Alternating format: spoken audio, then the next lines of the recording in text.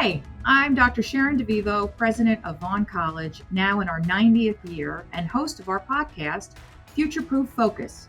Through unscripted, honest conversations with prominent industry leaders, students, faculty, and alumni, we will explore diversity, equity, and inclusion in education and employment, and the forces that drive personal and career growth. Let's dive in.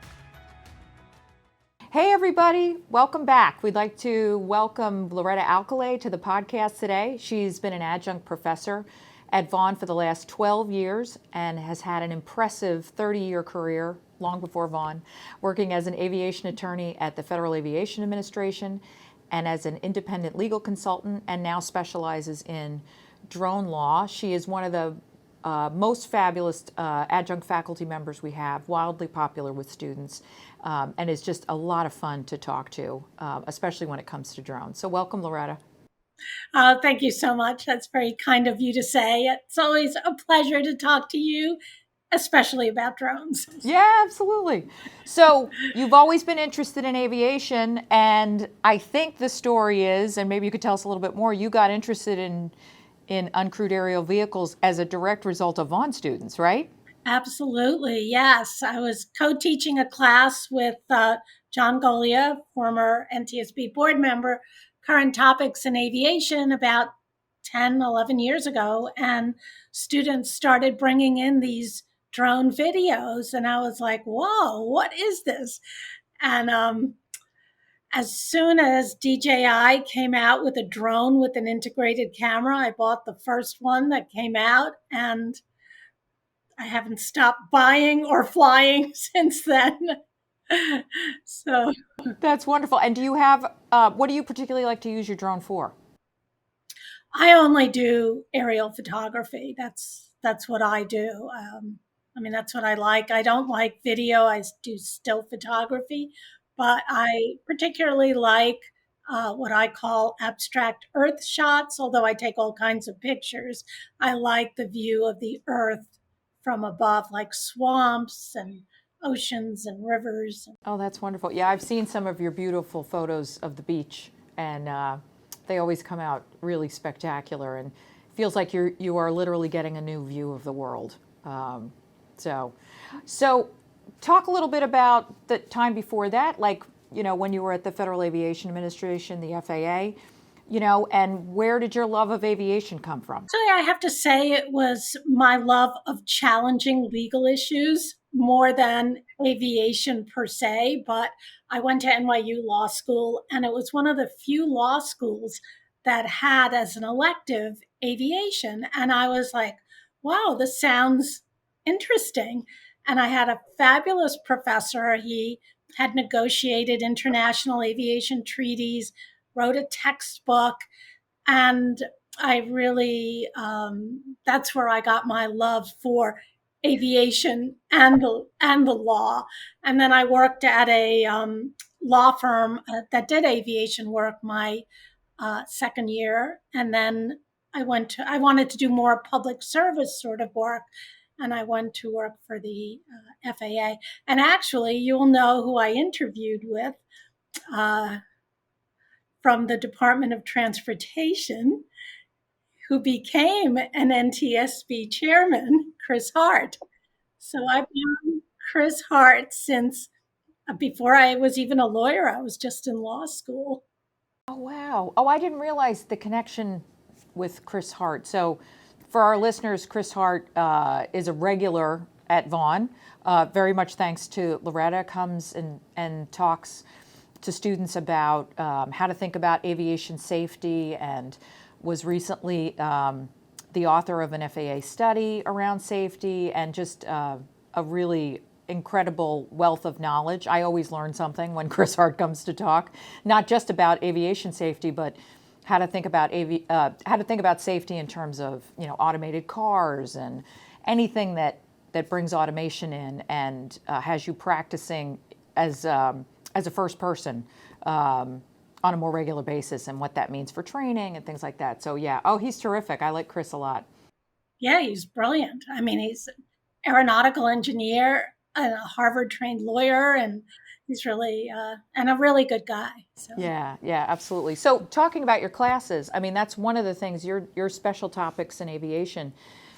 Talk about some of the things that you've recently been discussing in class, and you really raise the level of who comes to speak at Vaughn, a la Chris. But I know you have regular speakers in your class as well. yes, well, one of the things that John and I really like about the current topics class is that the students can explore issues of interest to them.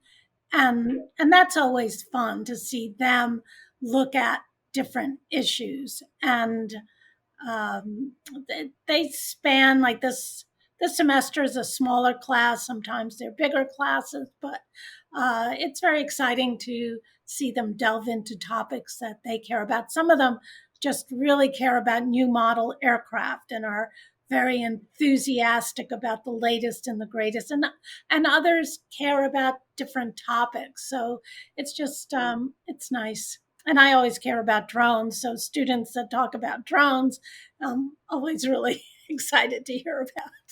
Yeah, and we should mention your co-instructor there is John Golia, a former National Transportation Safety Board member. So students are really getting, the best thinkers in terms of aviation and drone law. Can you talk to us a little bit about the jobs that you think are available now, but that are potentially coming for drone operators? Well, there's such a dearth of people in the aviation fields, including in drones, that anyone that has a drone license or any kind of specialty in drones would be hired immediately. I mean, I can't imagine that any of the students that are interested in drones would have to wait to get a job. But the thing with drones is that they're you can work on the technology part of it, the software part of it.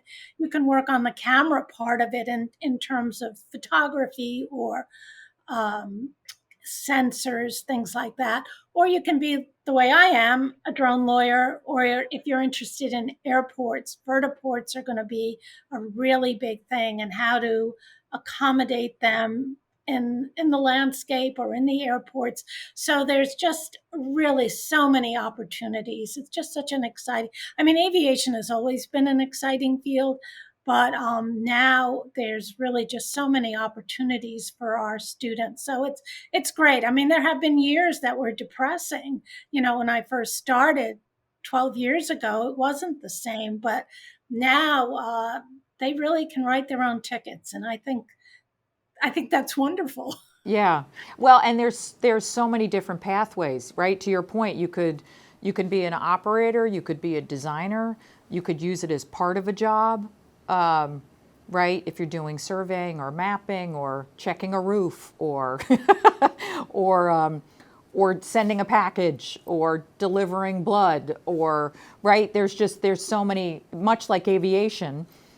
Drones are probably going to be one of those things that we're going to say just about any job you can think of, you can do with drones, Well, right? definitely any job that was being done by helicopters or aircraft will it is already being done by drones or will one day be done by drones, including, of course, passenger carrying drones. I mean, that's definitely in the future, not next week or next year, or but definitely in the future.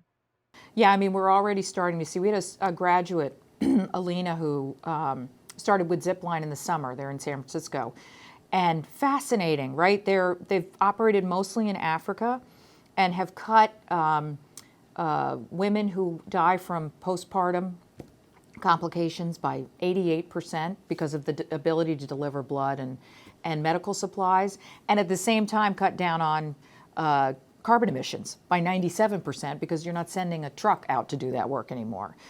So the ability to have impacts in terms of the climate, in terms of health, in terms of, right? I mean, it's just, we're just getting started, it seems like.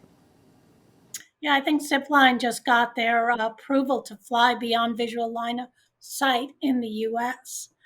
It's been a very complicated, and it's it's not figured out yet, about exactly where drones are going to fly and what space they're going to occupy and who's going to watch them flying and or not flying? Where do you think this is headed? Well, I mean, I think the future is in total integration, but we're not there yet. I mean, we don't have the sensors to separate the drones yet from manned aircraft to the point where there's enough confidence to let them fly at all altitudes. But um, right now it's segregated by altitude. So basically 400 feet and below, although drones can fly higher than that. I mean, there's a lot of issues because I don't think the regulations have really kept up. I mean, helicopters are still allowed to fly pretty much at any altitude, and airplanes can fly uh, at any altitude in areas that are not congested as long as they're not flying over people. But now you've got drones in that airspace. So it is a concern in the sense that, something's going to have to change or the technology is going to have to improve. But right now, as long as drones are flown within visual line of sight, then separation is, pretty easy to do. It's when they fly beyond visual line of sight that you need additional safeguards.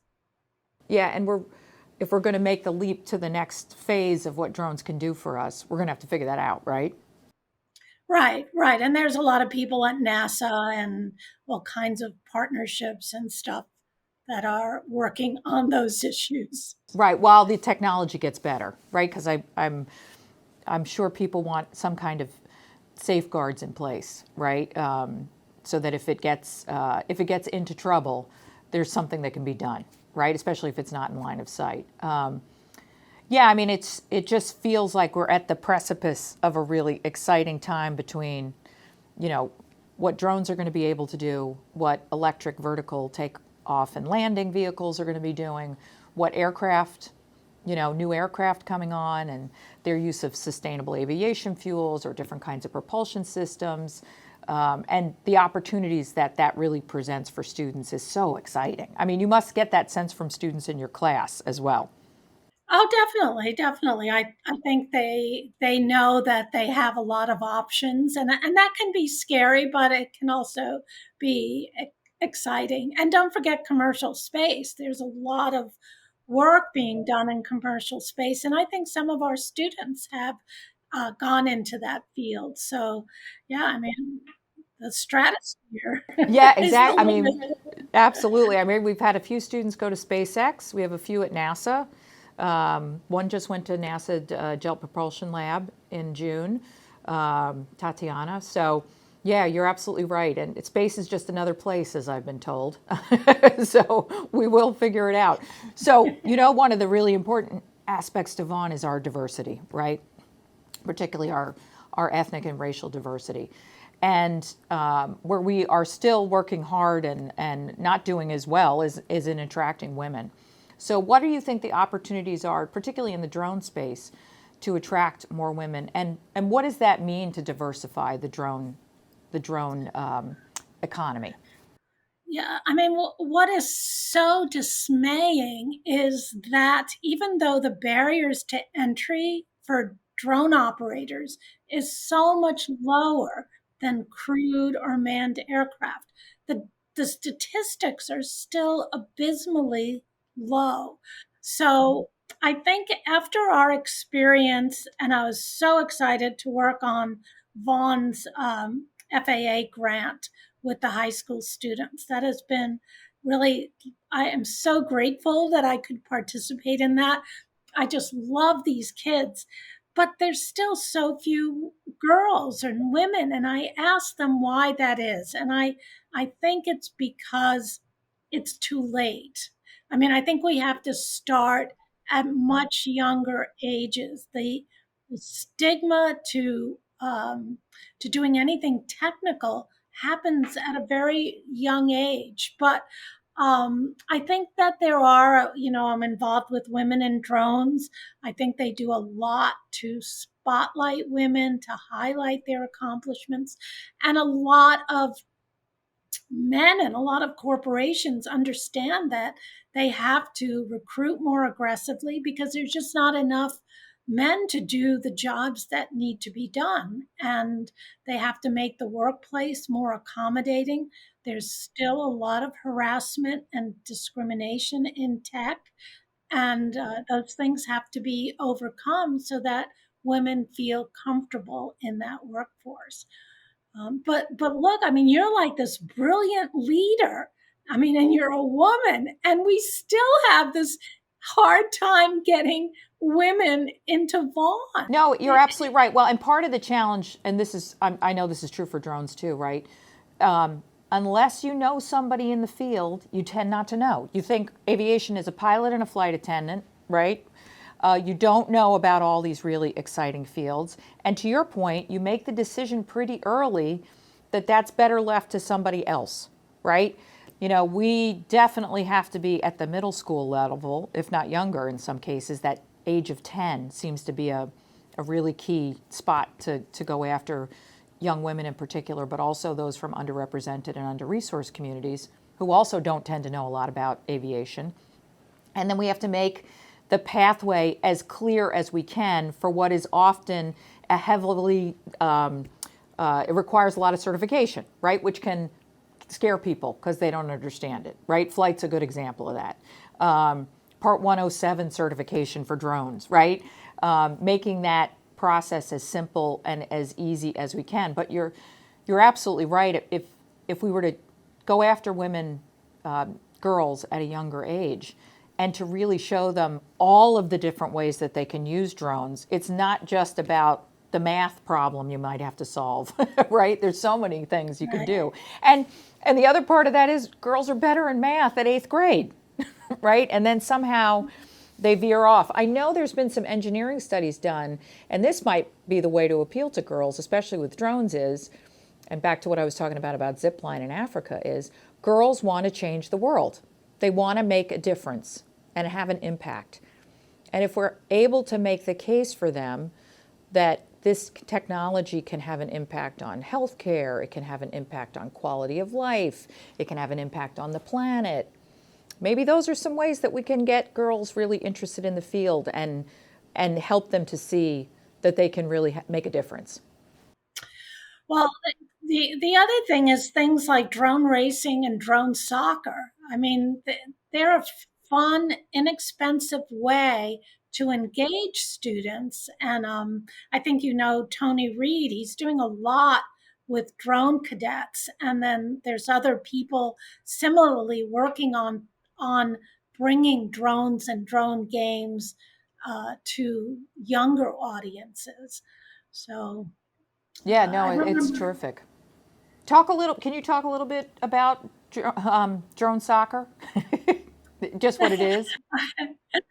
Really, I mean, it's playing soccer with drones. I mean, the drones are like the soccer ball. They're kind of in a case, and kids love to play with them. So I haven't played myself, but kids love it. Drone racing. My granddaughter was 3 years old. I took her to the first competition on Governor's Island. She was thrilled. And women, even though there are not that many women drone racers, the ones that are there do really well competitively. So, and it doesn't require strength. It just requires eye-hand coordination. So I think those are areas of ways to get girls more involved. Yeah, I mean, I've even had a drone app on my phone, and I mean, I crash a lot, but and you're in a race kind of thing. Yeah, there's just so many fun ways to think about this, and your granddaughter's eye-hand coordination is probably better for girls at 3 than it is for boys too, right? So this idea, because they grow into their skills, this idea that they can do it at a young age too is, I think, the way we're gonna hook them in.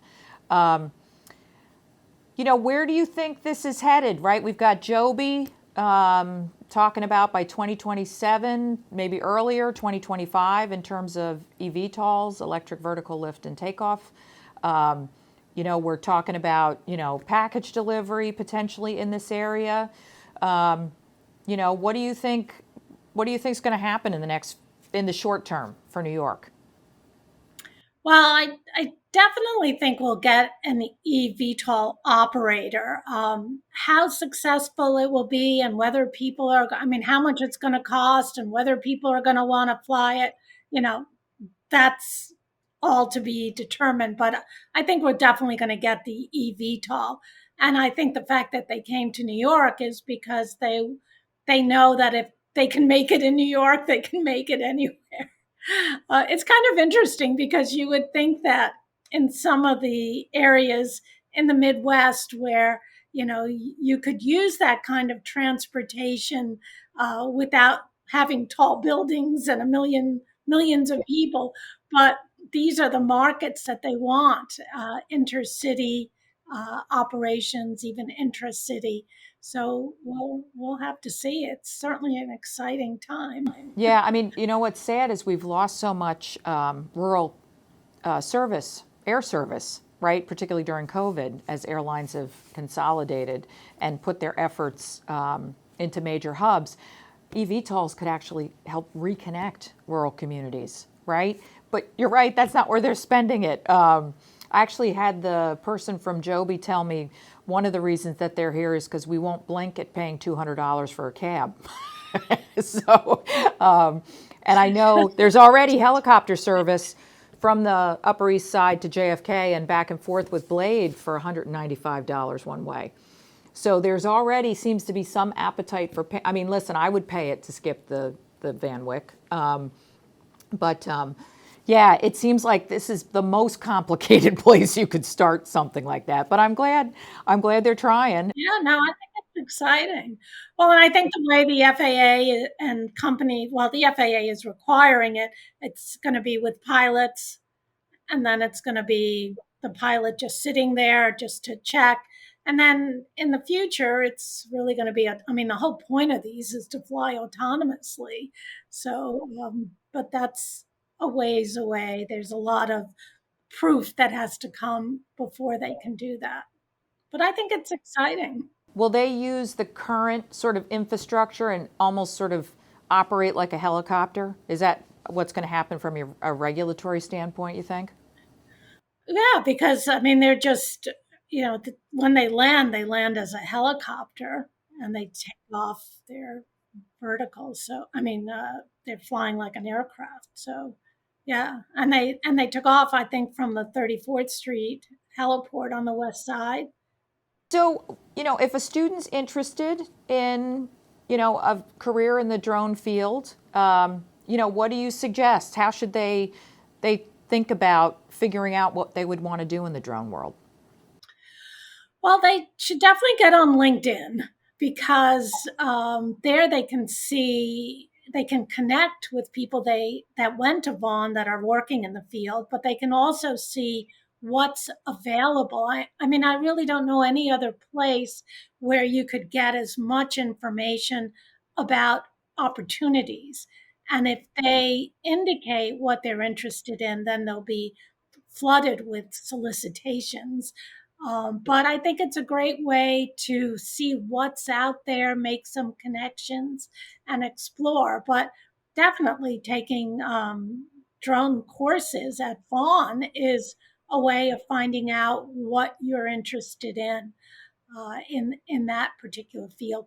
But I would also say that for our flight students and our air traffic control students and airport students, what they're doing is preparing them anyway, because in the future, when there's much greater integration, their knowledge is going to be so critical, and it is already. I mean, companies love to hire uh, crewed manned aircraft pilots because they understand the system in a way that very few other people do.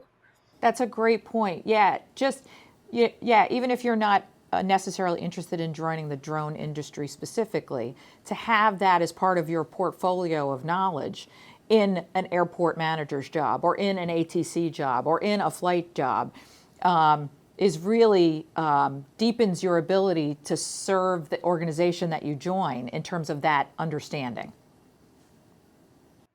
Yeah, definitely. I mean, in maintenance, they're using drones to inspect aircraft. I mean, they're using drones for all kinds of, as you had mentioned earlier, ancillary activities. So if you're already working at an airport, uh, to look for foreign object debris. I mean, you send a drone down, and you don't end up with the Concorde crash. Things like that. So there's lots of opportunities. Yeah, right, because you could bring in the idea of, hey, a drone could do that, right, into the organization that you work for. Yeah, that's a great point. I was just going to say, yesterday at the tree lighting, I understand there were a lot of drones for crowd control. So yeah, that the NYPD, because that is a way of getting eyes on the crowd. And so police departments are using them for that, but also search and rescue. New York, the fire department was using them all over the shores to look for sharks. So I mean, it's like crazy how many things you can do with a drone. Absolutely. Yeah, and see things in a way that we couldn't see before. Or if we did, it was from a helicopter and it was crazy expensive, right? Yeah, that's terrific. Any other tips for aspiring students, especially things that you've passed along to the high school students you've taught as part of that FAA workforce grant where we were doing coursework for the Part 107 certification and our UAS certificate? I mean, I think the most important thing for students is to show up on time, and on time means early, to always be prepared, of course, to have integrity, to know the subject matter, and to ask questions when they don't. So those things will serve them well, whatever they do. Um, but what I particularly like is a couple of the students have followed me on Instagram, and uh, they comment on things. Some of them are on LinkedIn. They just have such energy. It's just incredible. And they come on a Saturday. They come on a Saturday in the rain, and some of the days where I would not have walked out of the house, pouring rain, and there's like 72 of them, and they come to class. It's a beautiful thing. Well, that says a lot about the faculty member that's teaching them too. Well, I have to say that Professor Ganya is wonderful. She is definitely a wonderful role model, and they love building them.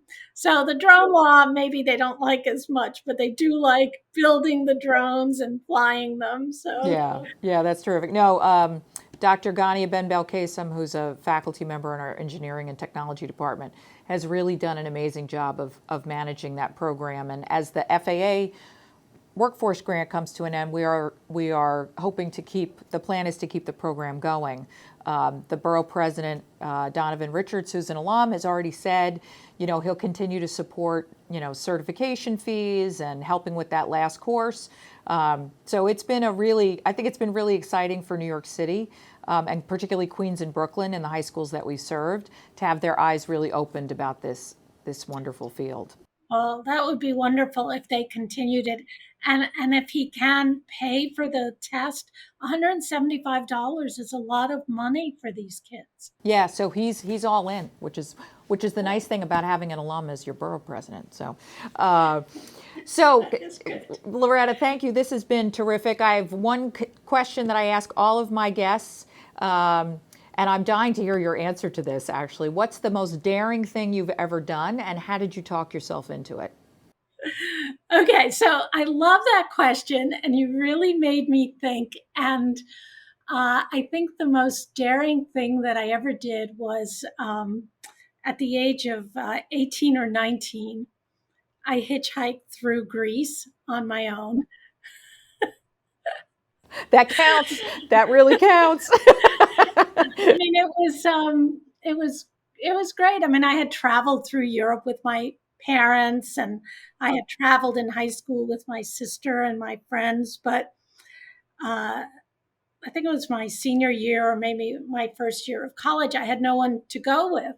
So I said, I'm just going to go.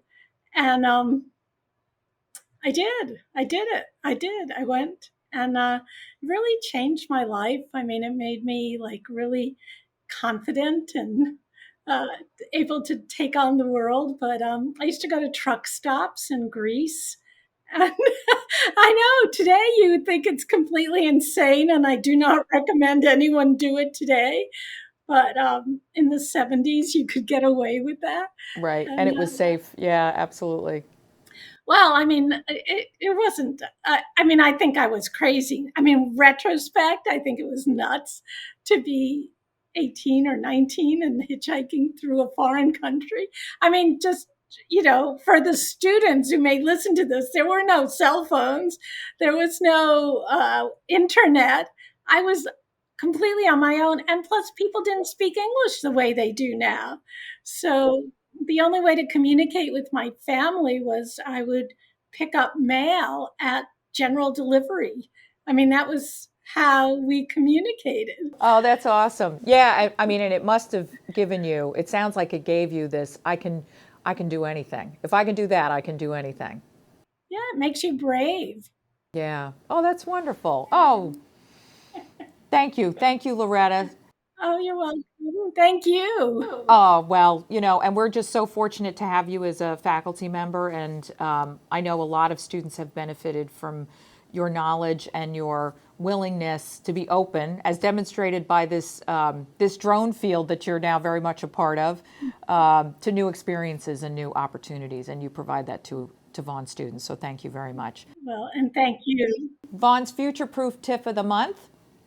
The field of uncrewed aerial systems, as you've heard Loretta and I talking about, is really constantly evolving, really quickly right now especially. And as new technologies become available, it's making for a really fun, fast-paced field to get into with incredible earning potential and a really nice career trajectory, some of which we can't even predict yet. If you're interested in getting your certification or learning more, visit us at www.vaughn.edu/UAS. Have a question? Email us at futureprooffocus@vaughn.edu. And don't forget to subscribe, follow, and rate the podcast. Thanks for listening, and see you next time.